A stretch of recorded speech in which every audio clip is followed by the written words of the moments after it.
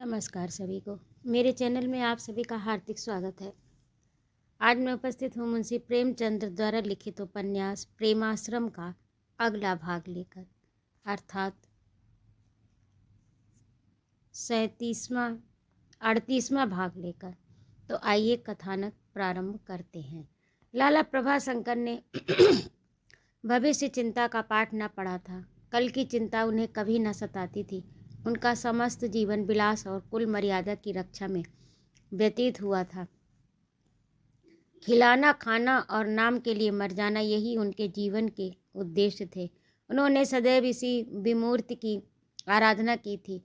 अपनी वंशगत संपत्ति को अधिकांश बर्बाद कर चुकने पर भी वह अपने व्यवहारिक नियमों में संशोधन करने की जरूरत नहीं समझते थे, या समझते थे तो अब किसी नए मार्ग पर चलना उनके लिए असाध्य था। वह एक उदार गौरवशील पुरुष थे। संपत्ति उनकी दृष्टि में मर्यादा पालन का एक साधन मात्र थी। इससे श्री वृद्धि भी हो सकती है, धन से धन की उन्नति भी हो सकती है। ये उनके ध्यान में नहीं आया। चिंताओं को वह तुच्छ समझते से शायद इसीलिए उनका निवारण करने के लिए ज़्यादा से ज़्यादा अपने महाजन के द्वार तक जाना पड़ता था। उनका जो समय और धन मेहमानों के आदर सत्कार में लगता था, उसी को वह श्रेयस्कर समझते थे। दान दक्षिणा के शुभ अवसर पर आते तो उनकी हिम्मत आसमान पर जा पहुंचती। उस नशे में उन्हें इसकी सुध न रहती कि फिर क्या होगा और काम कैसे चलेंगे। ये बड़ी बहू का ही काम था कि इस चढ़ी हुई नदी को थामे। वह रुपयों को उनकी आंखों में इस तरह बचाती थी जैसे दीपक को हवा से बचाते हैं। वह बेधड़क कह देती थी, अब यहाँ कुछ नहीं है। लाला जी उसे धिक्कारते हुए कहते, दुष्टा अभागिनी तुच्छ हृदया, जो मुंह में आता कहते परवटस से मस न होती। अगर वह सदैव इस नीति पर चल सकती तो अब तक जायदाद बची न रहती। पर लाला साहब ऐसे अवसरों पर कौशल से काम लेते। वह विनय के महत्व से अनभिज्ञ नहीं थे। बड़ी बहू उनके कोप का सामना कर सकती थी, पर उनके मृदु वचनों से हार जाती। प्रेम शंकर की जमानत के अवसर पर लाला प्रभाशंकर ने जो रुपए कर्ज लिए थे, उसका अधिकांश भाग उनके पास बच रहा था। वह रुपए उन्होंने महाजन को लौटाकर न दिए। शायद ऋण धन को वह अपनी कमाई समझते थे। धन प्राप्ति का कोई अन्य उपाय उन्हें ज्ञात नहीं था। कुछ दिनों के बाद इतने रुपए एक मुश्त उन्हें मिले थे, मानो भाग्य पर सूर्य उदय हो गया हो। आत्मीयजनों और मित्रों के यहाँ तोहफे और सौगात जाने लगे। मित्रों की दावतें होने लगी। लाला जी पाक कला में सिद्ध हस्ते। उनका निज रचित एक ग्रंथ था जिसमें नाना प्रकार के व्यंजनों की बनाने की विधि लिखी हुई थी। वह विद्या उन्होंने बहुत खर्च करके हलवाइयों और बावर्चियों से प्राप्त की थी। वह निम कौड़ियों की ऐसी स्वादिष्ट खीर पका सकते थे कि बादाम को धोखा हो जाए। लाल विषाक्त मिर्च का ऐसा हलवा बना सकते थे कि मोहन भोग का भ्रम हो। आम की गुठलियों का कबाब बनाकर उन्होंने अपने कितने ही रसज्ञ मित्रों को धोखा दिया। उनका लिसोढ़ा का मुरब्बा अंगूर से भी बाजी मार ले जाता। यद्यपि इन पदार्थों को तैयार करने में धन का अपव्यय होता था, सिर मगज भी बहुत करना पड़ता था और नकल ही रहती थी। लेकिन लाला जी इस विषय में पूरे कवि थे, जिनके लिए सुहृदय जनों की प्रशंसा ही सबसे बड़ा पुरस्कार है। अब की कई साल के बाद उन्होंने अपने बड़े भाई की जयंती हौसले के साथ की। भोज और दावत की हफ्तों तक धूम रही। शहर में एक से एक गणमान्य सज्जन पड़े हुए थे, पर कोई उनसे टक्कर लेने का साहस नहीं कर सकता था। बड़ी बहू जानती थी कि जब घर में रुपए होंगे इनका हाथ न रुकेगा। साल आध साल में सारी रकम खा पी कर बराबर कर देंगे। इसीलिए जब घर में आग ही लगाई है तो क्यों ना हाथ सेंक लें। अवसर पाते ही उसने दोनों कन्याओं के विवाह की बातचीत छेड़ दी। यद्यपि लड़कियां अभी विवाह के योग्य नहीं थीं, पर मसलत यही थी कि चलते हाथ पैर भार से उधड़ हो जाएं। जिस दिन ज्वाला सिंह अपील दायर करने चले, उसी दिन लाला प्रभाशंकर ने फलदान चढ़ाए। दूसरे दिन से ही वह बारातियों के आदर सत्कार की तैयारियों में व्यस्त हो गए। ऐसे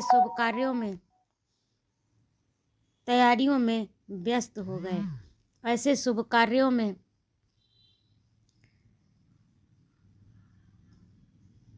विवाह की बातचीत छेड़ दी।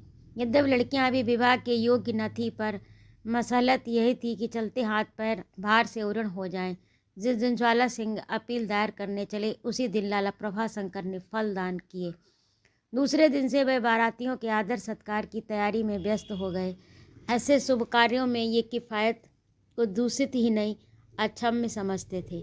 उनके इरादे तो बहुत बड़े थे, लेकिन कुशल यह थी कि आजकल प्रेम शंकर प्राय नित्य उनकी मदद करने के लिए आ जाते। प्रभाशंकर दिल से उनका आदर करते थे, इसलिए उनकी सलाहें सर्वथा निरर्थक न होती। विवाह की तिथि अगहन में पड़ती थी। वे 1.5-2 महीने तैयारी में ही कटे। प्रेम शंकर अक्सर संध्या को यहीं भोजन भी करते और कुछ देर तक चुपचाप गपशप करके हाजीपुर चले जाते। आश्चर्य ये था कि अब महाशय ज्ञान शंकर भी चचा से प्रसन्न मालूम होते थे। उन्होंने गोरखपुर से कई बोरे चावल, शक्कर, कई कुप्पे घी भेजे। विवाह के एक दिन पहले वह स्वयं आए और बड़े ठाट बाट से आए। कई सशस्त्र सिपाही साथ में थे। फर्श, कालीनें, दरियां तो इतनी लाए थे कि उनसे कई बारातें सज जाती। दोनों बरों को सोने की एक एक घड़ी, एक एक मोहन माला दी। बारातियों को भोजन करते समय एक एक असरफी भेंट की। दोनों भतीजियों के लिए सोने के हार बनवा लाए थे और दोनों समधियों को एक एक सजी हुई पालकी भेंट की। बारात के नौकर, कहारों और नाइयों को 5-5 रुपए विदाई दी। उनकी इस असाधारण उदारता पर सारा घर चकित हो रहा था और प्रभाशंकर तो उनके ऐसे भक्त हो गए मानो वह कोई देवता थे। सारे शहर में वाह वाह होने लगी। लोग कहते थे, मरा हाथी तो भी 9 लाख का, बिगड़ गए लेकिन फिर भी हौसला और शान वही है। ये पुराने रईसों का ही गुर्दा है, दूसरे क्या खाकर इनकी बराबरी करेंगे। घर में लाखों भरे हों कौन देखता है, यही हौसला अमीरी की पहचान है। लेकिन ये किसे मालूम था कि लाला साहब ने किन दामों में ये नामवरी खरीदी है। विवाह के कुछ दिन तो बची खुची सामग्रियों से लाला प्रभाशंकर की रसना तृप्त होती रही, लेकिन सनय सनय ये द्वार भी बंद हुआ। रूखे फीके भोजन पर कटने लगे। उस वर्षा के बाद ये सूखा बहुत अखरता था। स्वादिष्ट पदार्थों के बिना उन्हें तृप्ति न होती थी। रूखा भोजन कंठ से नीचे नहीं उतरता। बहुधा चौके पर से मुंह जूठा करके उठ जाते, पर सारे दिन जी ललचाया करता। अपनी किताब खोलकर उसके पन्ने उलटते कि कौन सी चीज़ आसानी से बन सकती है, पर वहाँ ऐसी कोई चीज़ न मिलती। बेचारे निराश होकर किताब बंद कर देते। मन को बहलाने के लिए बरामदे में टहलने लगते। बार बार घर में जाते, अलमारियों और ताकों की ओर उत्कंठित नेत्रों से देखते कि शायद कोई चीज़ निकल आए। अभी तक थोड़ी सी नवरत्न चटनी बची हुई थी। कुछ और न मिलता तो सबकी नज़र बचा उसमें से एक चम्मच निकाल कर चाट जाते। विडंबना यह थी कि इस दुख में कोई उनका साथी, कोई हमदर्द नहीं था। बड़ी बहू से अगर कभी डरते डरते अच्छी चीज़ें बनाने को कहते तो वह टाल जाती या झुंझलाकर कह बैठती, तुम्हारी जीभ भी लड़कों की तरह चटोरी है, जब देखो खाने की ही फिक्र। सारी जायदाद हलवे और पुलाव की भेंट कर दी और अभी भी तस्कीन न हुई। अब क्या रखा है। बेचारे लाला साहब ये झिड़कियाँ सुनकर लज्जित हो जाते। प्रेमियों को प्रेमिका की चर्चा से शांति प्राप्ति होती है, किंतु खेद ये था कि यहाँ कोई वह चर्चा सुनाने वाला भी न था। अंत में यहाँ तक नौबत आ पहुँची कि खोंचे वालों को बुलाते और उनसे चाट के दोने लेकर घर के किसी कोने में जा बैठते, चुपचाप मज़े ले लेकर खाते।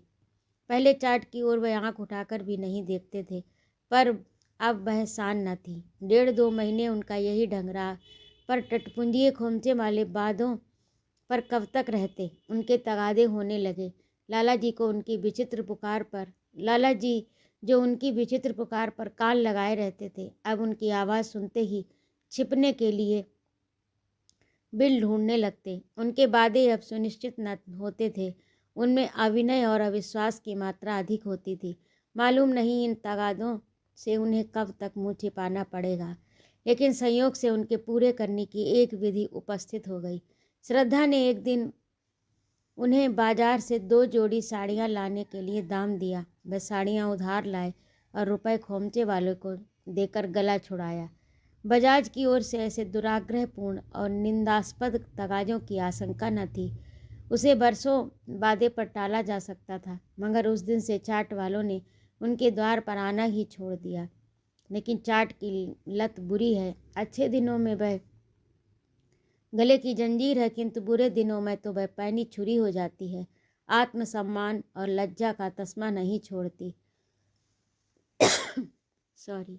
माघ का महीना, सर्दी का ये हाल था कि नाड़ियों में रक्त जमा रहता। लाला प्रभाशंकर नित्य वायु सेवन के बहाने प्रेम शंकर के पास जा पहुँचते, देश काल के समाचार सुनते, मौका पाते ही किसी न किसी स्वादिष्ट पदार्थ की चर्चा छेड़ देते।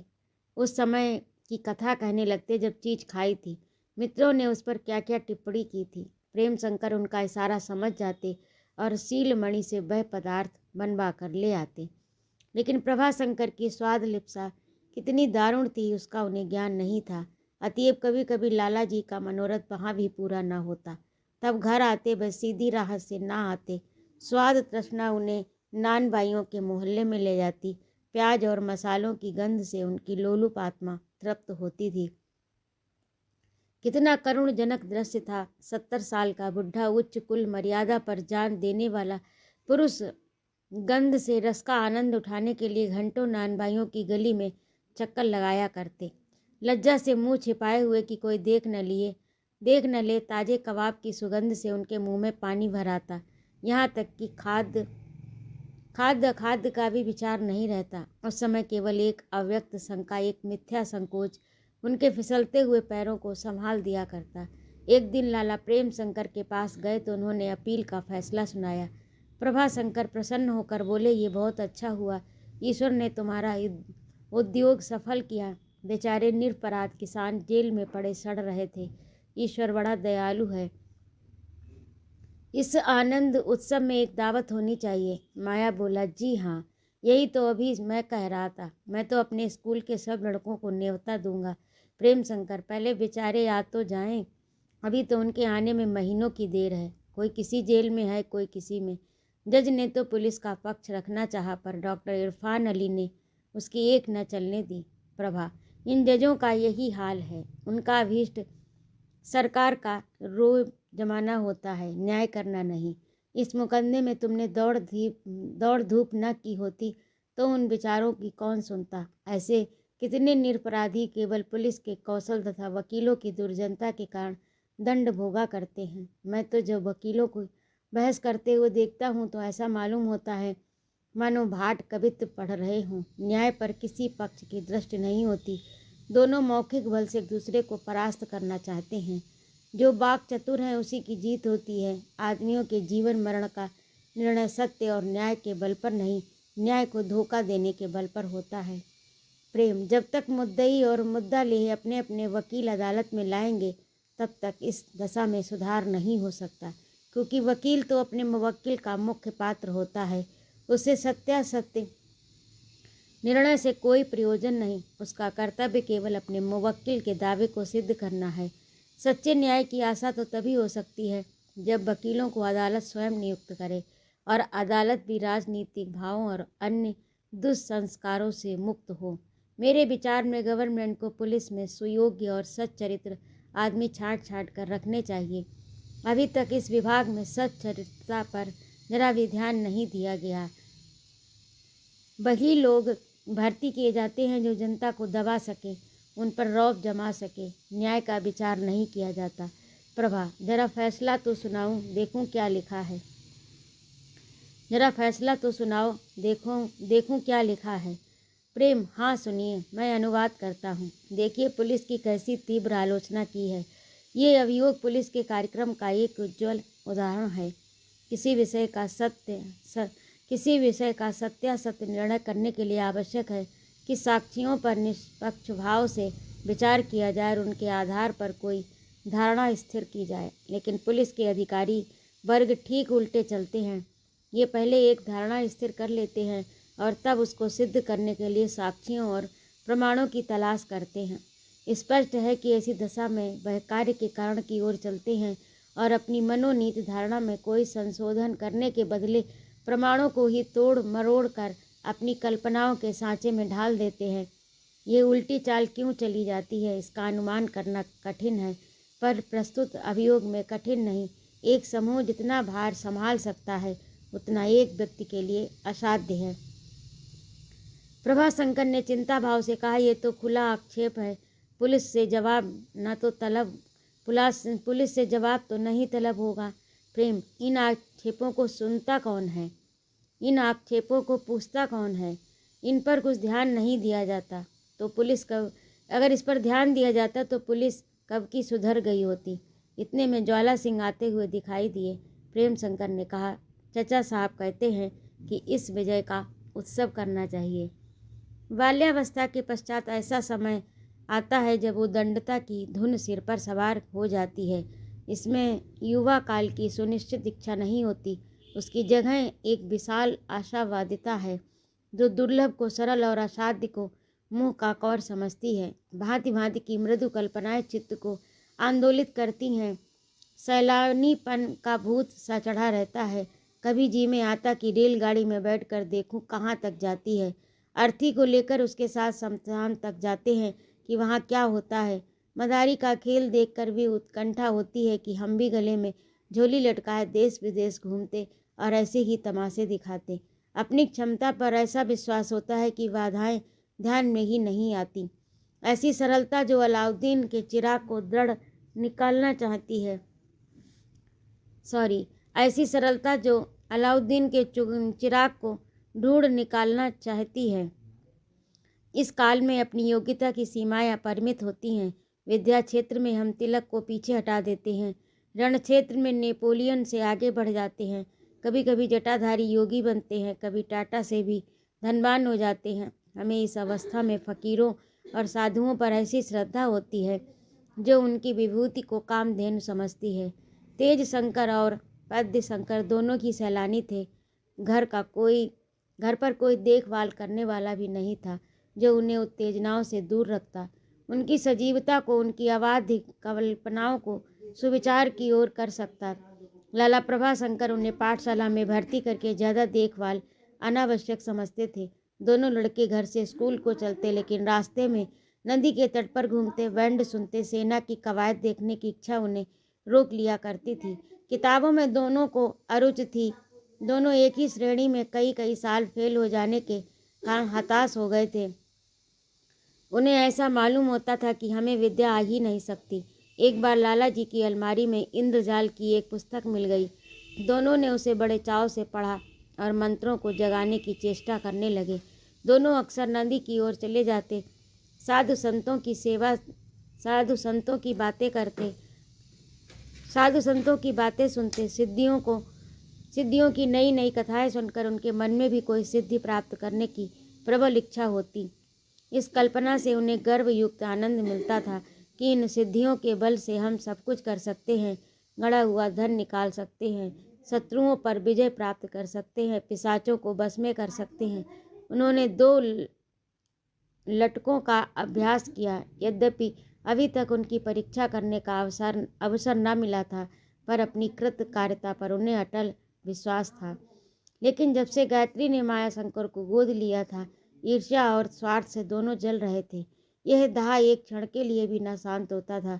जो लड़का अभी कल तक उनके साथ था, खिलाड़ी था, वह सहसा इतने ऊंचे पद पर पहुंच जाए।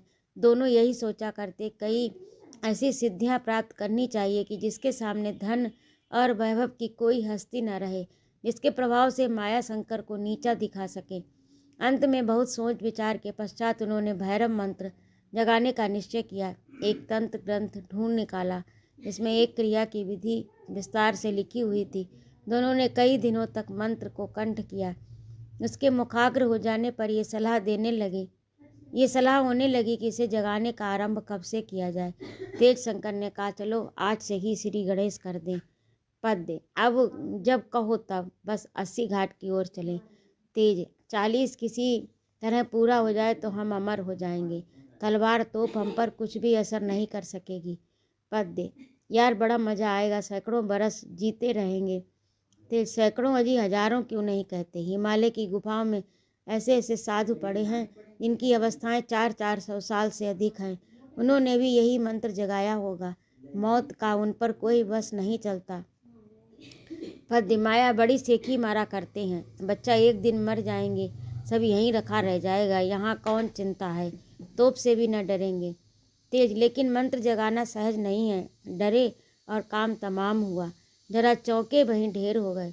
तुमने तो किताब में पढ़ा ही है, कैसी कैसे भयंकर सूरतें दिखाई देती हैं, कैसी कैसी भयंकर सूरतें दिखाई देती हैं, कैसी कैसी डरावनी आवाज़ सुनाई देती हैं, भूत प्रेत पिशाच नंगी तलवार लिए मारने को दौड़ते हैं। उस वक्त जरा भी शंका न करनी चाहिए। मैं जरा भी न डरूंगा। वह कोई सचमुच के भूत प्रेत थोड़े ना होंगे। देवता लोग परीक्षा के लिए डराते होंगे। तेज: हाँ और क्या, सब भ्रम है। अपना कलेजा मजबूत किए रहना। पद्य: और जो कहीं तुम डर जाओ तो।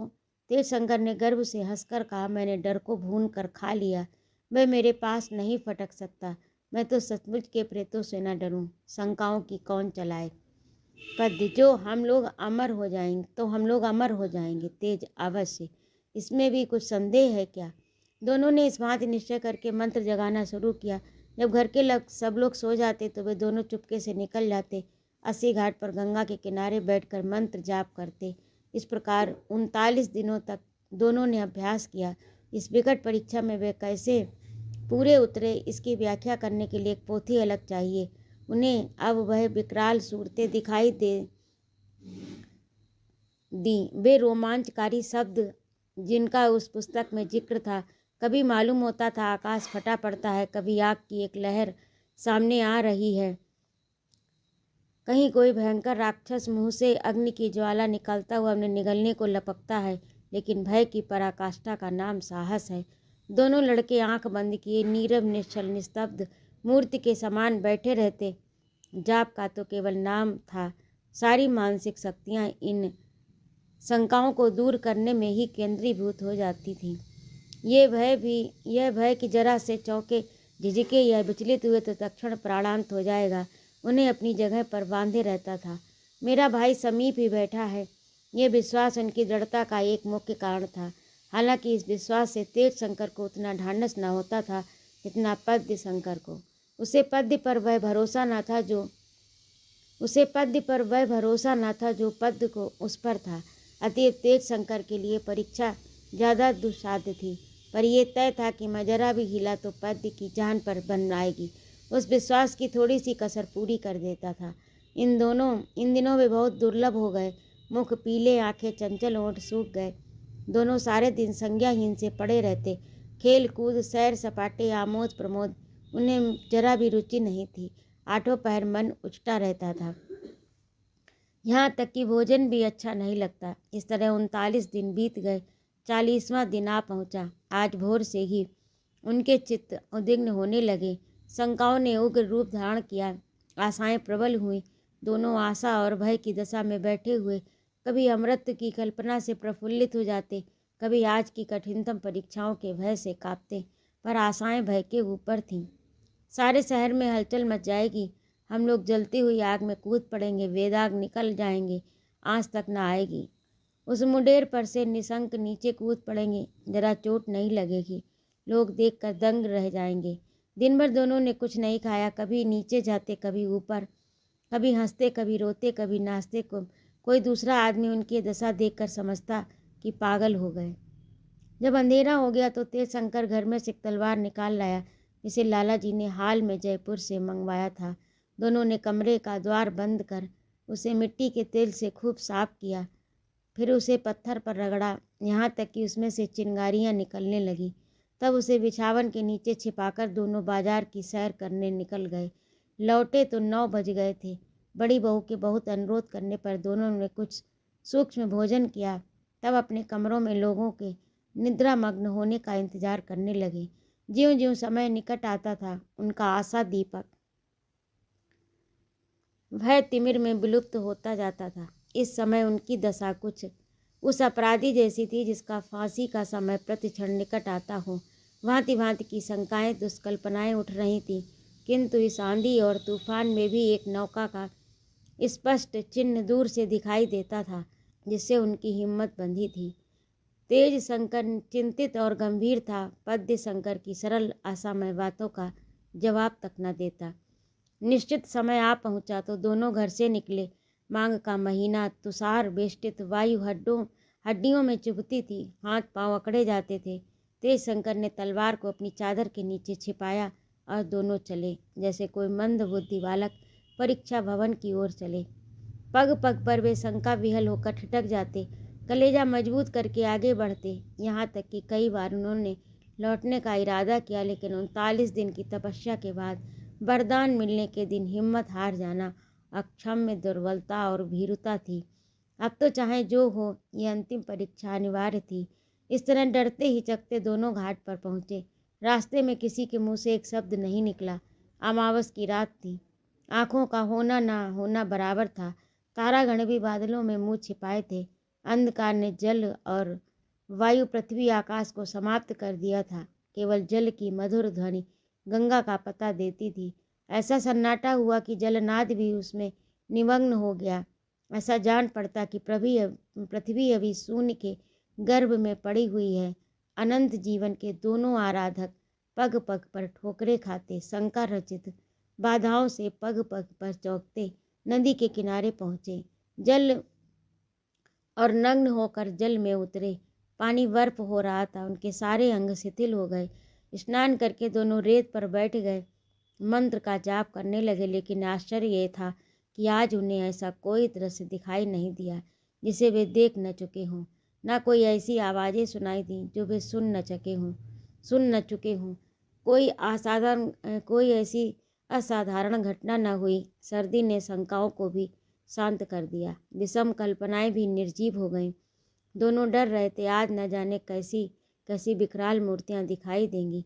प्रेतगण न जाने किन मंत्रों से आघात करेंगे, न जाने कैसे प्राण बचेंगे। लेकिन आज और दिनों से भी सस्ते छूट गए। जब रात समाप्त हो गई तो दोनों साधकों ने आंखें खोली। आकाश भर उषा की लालिमा दिखाई दी। पृथ्वी सने सने तिमिर तट से निकलने लगी।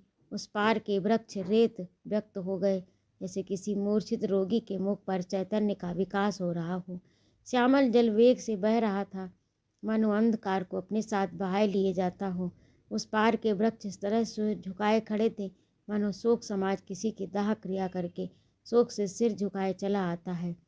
सहसा तेज शंकर उठ खड़े हुए और बोले, जय भैरव की। दोनों के नेत्रों में एक अलौकिक प्रकाश था। दोनों के मुखों पर एक अद्भुत प्रतिभा झलक रही थी। तेज शंकर, तलवार हाथ में लो, मैं सिर झुकाए हुए हूँ। पद्य नहीं, पहले तुम चलाओ, मैं सिर झुकाता हूँ। तेज, क्या आप भी डरते हो? हमने मौत को कुचल दिया, काल को जीत लिया, अब हम अमर हैं। पद्य, क्या पहले तुम श्री गणेश करो। ऐसा हाथ चलाना कि एक ही बार में गर्दन अलग जा गिरे। मगर ये तो बताओ, दर्द तो ना होगा? तेज, कैसा दर्द? ऐसा जान पड़ेगा जैसे किसी ने फूल से मारा। इसी से तो कहता हूँ पहले तुम शुरू करो। पद्य, नहीं, पहले मैं सिर झुकाता हूँ। तेज शंकर ने तलवार हाथ में ली, उसे तौला, 2-3 बार पैतरे बदले, जय जय भैरव की कहकर पद्य शंकर की गर्दन पर तलवार जलाई। हाथ भरपूर पड़ा, तलवार तेज थी, सिर धड़ से अलग जा गिरा, रक्त का फव्वारा छूटने लगा। तेज शंकर खड़ा मुस्करा रहा था, मानो कोई फूलझड़ी छूट रही हो। उसके चेहरे पर तेजोमय शांति छाई हुई थी। कोई शिकारी भी पक्षी को भूमि पर तड़पते देखकर इतना अविचलित न रहता होगा। कोई अभ्यस्त बधिक भी पशु गर्दन पर तलवार चलाकर इतना स्थिर चित्त न रह सकता होगा। वह ऐसे सुदृढ़ विश्वास के भाव से खड़ा था जैसे कोई कबूतरबाज अपने कबूतर को उड़ाकर उसके लौट आने की राह देख रहा हो। लाश कुछ देर तक तड़पती रही, उसके बाद शिथिल हो गई। खून के छींटे बंद हो गए, केवल एक बूंद टपक रही थी, जैसे पानी बरसने के बाद ओरी टपकती है। किंतु पुनरुज्जीवन के संसार का कोई लक्षण न दिखाई दिया। 1 मिनट और गुजरा। तेज शंकर को कुछ भ्रम हुआ, पर विश्वास ने उसे शांत कर दिया। उसने गंगा जल चुल्लू में लेकर भैरव मंत्र पढ़ा, उस पर एक फूंक मारी, उसे लाश पर छिड़क दिया। किंतु ये क्रिया भी असफल हुई। उस कटे हुए सिर में कोई गति नहीं हुई। उस मृत देह में स्फूर्ति का कोई चिन्ह नहीं दिखाई दिया। मंत्र की जीवनी संचारणी शक्ति का कुछ असर न हुआ। अब तेज शंकर को शंका होने लगी। विश्वास की नींव हिलने लगी। उस पुस्तक में स्पष्ट लिखा था कि सिर गर्दन से अलग होते ही तुरंत उसमें चिपट जाता है, और यदि इस क्रिया में कुछ विलंब है तो भैरव मंत्र से फूके हुए पानी का एक चुल्लू काफ़ी है। यहाँ इतनी देर हो गई और अभी तक कुछ नहीं हुआ। ये बात क्या, मगर यह असंभव है कि मंत्र निष्फल हो। कितने लोगों ने इस मंत्र को सिद्ध किया, नहीं, घबराने की कोई बात नहीं, अभी जान आई जाती है। उसने 3-4 मिनट तक और इंतजार किया, पर लाश ज्यों की त्यों शांत शिथिल पड़ी थी। तब उसने फिर गंगा जल छिड़का, मंत्र पढ़ा, लाश न उठी। उसने चिल्लाकर कहा, हाय ईश्वर, अब क्या करूं? विश्वास का दीपक बुझ गया। उसने निराश भाव से नदी की ओर देखा। लहरें दहाड़े मार मार कर रोती हुई जान पड़ती थी। वृक्ष शोक से सिर धुनते मालूम हुए। उसके कंठ से बलात् क्रंदन ध्वनि निकल आई। वह चीख मारकर रोने लगा। अब उसे ज्ञान हुआ कि मैंने कैसा घोर अनर्थ कर दिया। अनंत जीवन की सिद्धि कितनी उद्भ्रांत, कितनी मिथ्या थी। हाँ, मैं कितना अंधा, कितना मंदबुद्धि, कितना उदंड हूँ। प्राणों से प्यारे पद्य मैंने मिथ्या भक्ति की धुन में अपने ही हाथों से, इन्हीं निर्दय हाथों से तुम्हारी गर्दन पर तलवार चलाई।